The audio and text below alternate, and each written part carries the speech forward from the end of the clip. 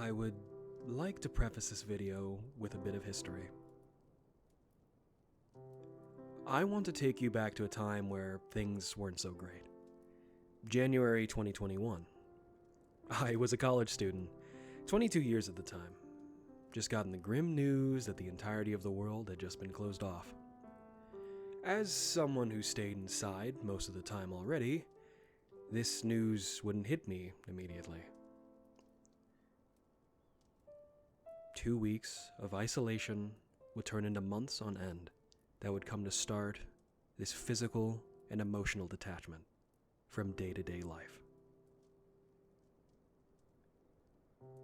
I couldn't see my friends. I couldn't learn properly, and I felt stuck. Stagnant. In a town I didn't like, seeing nothing but the inside of my house, and maybe supermarket interiors.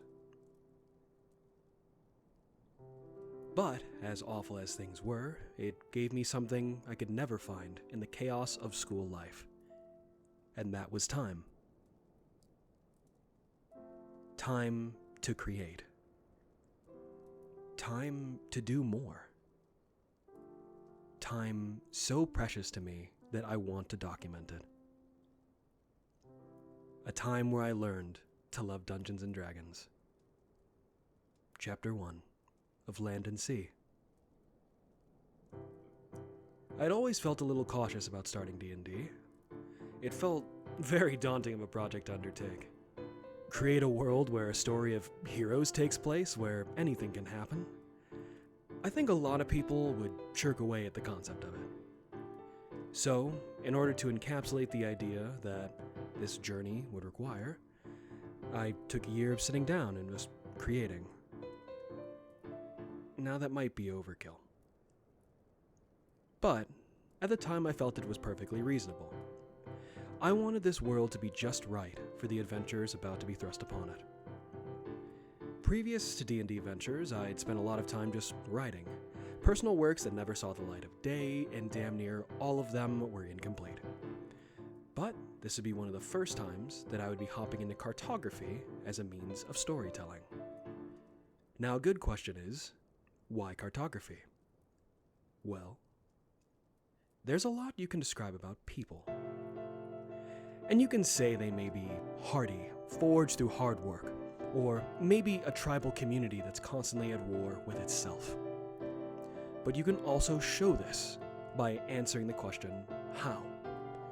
How does the land affect the stability of the region? How does this land promote or demote life? How does this land meet the ocean? The list goes on. It's almost like thinking of ancient society.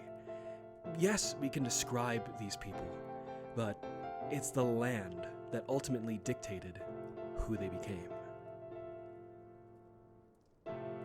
Being an artist for this next portion always helps, but it's not necessary. Anyone with a pencil or pen can sort of generalize map of the land or sea. Hell, you can use ketchup on a napkin if you're creative enough. But that first sketch or sketches are really important. By doing that, you have already, in essence, created peoples, countries, and conflicts.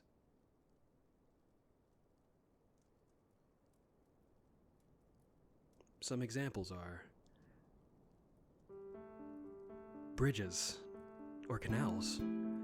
Is this the only part of the world that can be contacted this way? Large bodies of water. Are they safe? Is piracy common? Is there a country with the strongest navy? How deep does the ocean truly go?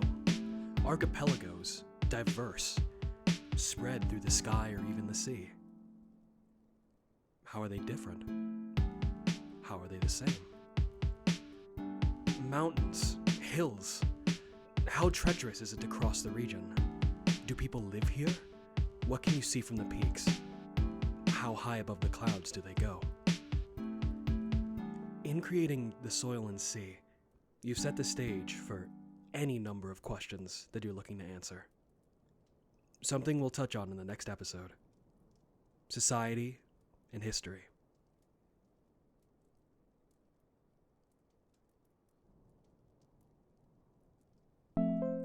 Hey, it's Leo.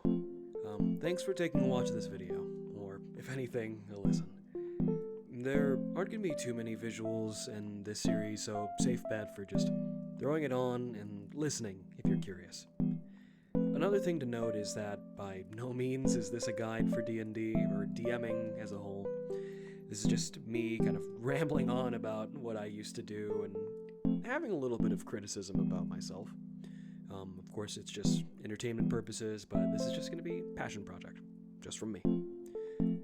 Feel free to leave a comment, subscribe if you'd like to be notified of the next episode. But that's about it from me. Until we meet again.